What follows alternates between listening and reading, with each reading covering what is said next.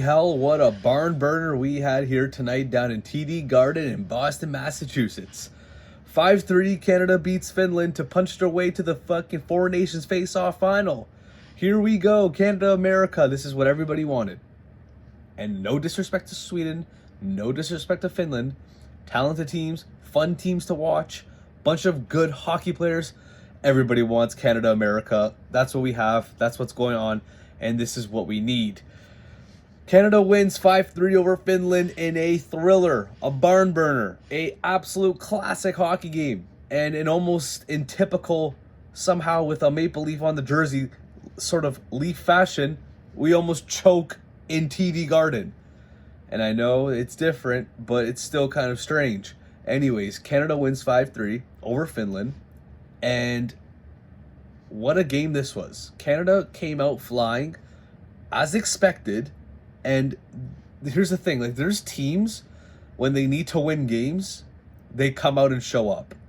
There's a lot of teams, let's off the top of my head right now, Dallas Cowboys, Maple Leafs, who in big games they don't get the job done.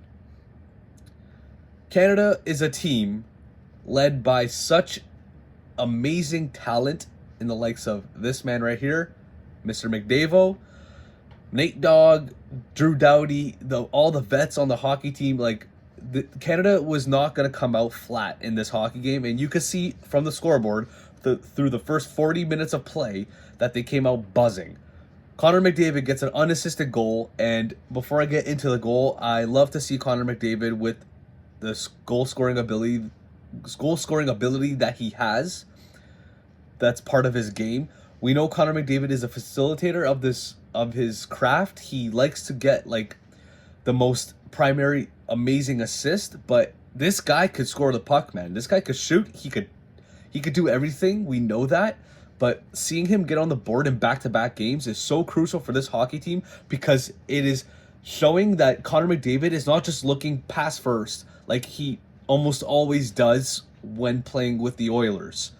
Hence why Leon Draisaitl is the top goal scorer in the NHL. Anyways, Connor McDavid gets an unassisted goal. He flies into offensive zone.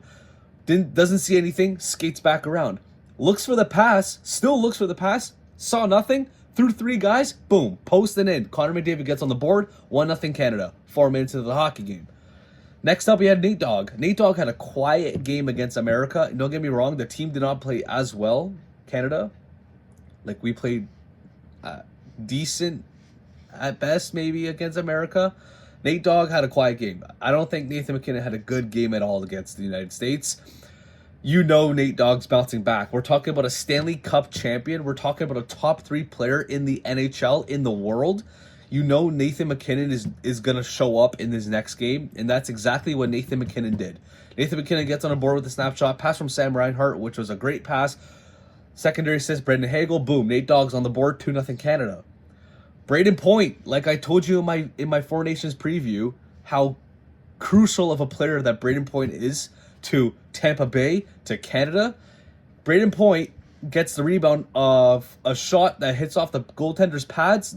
Brayden Point, it hit off his, I don't know if he brought it forehand to backhand or off his skate. I don't care what the fuck he did. He found the back of the net. That's a goal scorer's goal. That's a guy who knows hockey. That's a guy with high IQ while playing hockey, and he finds the back of the net. 3-0 Canada.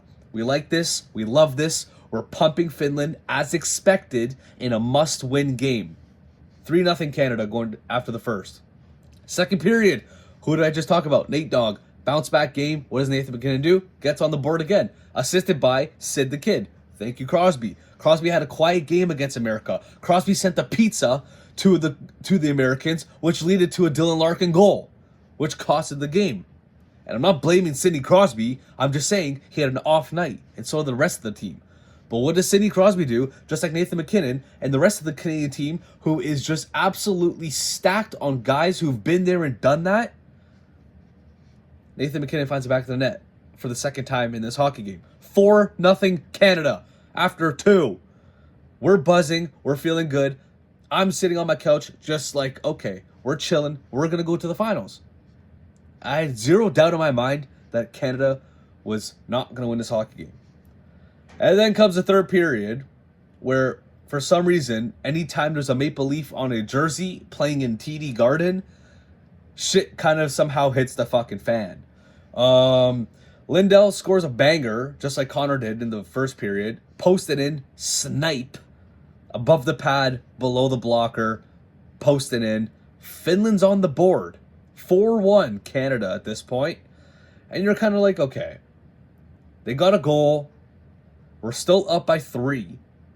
Not much to worry. We could hold the lead. But then Jordan Binnington, like I said before, like he saves amazing shots, but then sometimes he lets in a couple fucking, what the hell, dude? What the hell we doing? Granlund finds the back of the net. Again, this guy's a stud. He always shows up for Finland. And honestly, for that country with a low population, they have a bunch of amazing hockey players. And I love how much Finland loves hockey. How they prioritize hockey.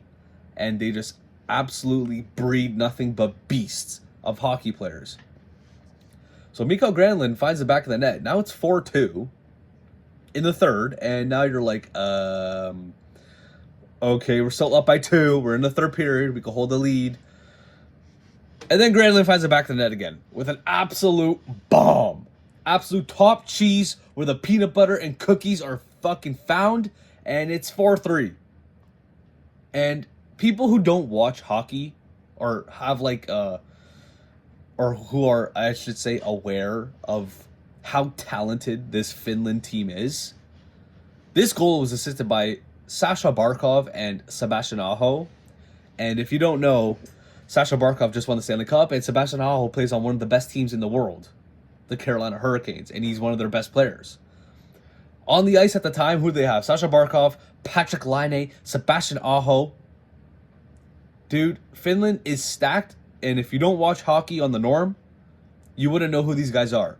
So when these guys are on the ice, when they pull the goalie and Finland's on the attack now, I was worried because I watch NHL hockey. I know every single player. I know every single team. I know who the hell's on the ice for the Finns. And I know goddamn well, if we lose a puck draw to Sasha Barkov, it's a 4-4 hockey game. And we're going to OT. And if Sweden beats America, like they ended up doing, we're cooked.